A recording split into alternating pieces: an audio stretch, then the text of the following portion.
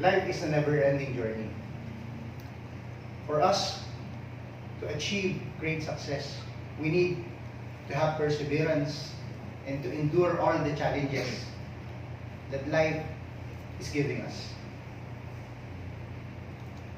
Whenever we experience problems, we need to look at it not as a hindrance, but as a challenge on our ability on how we can jump into that wall for us to achieve our goal in life.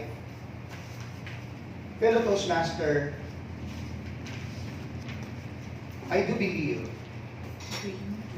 that people will doubt us.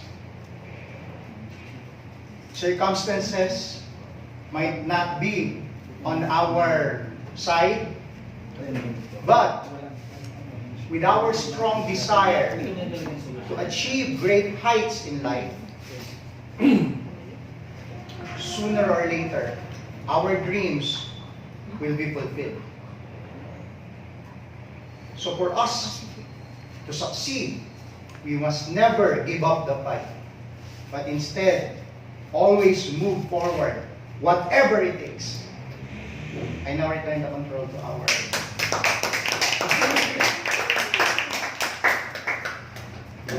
Even though you're looking down and you don't want to be called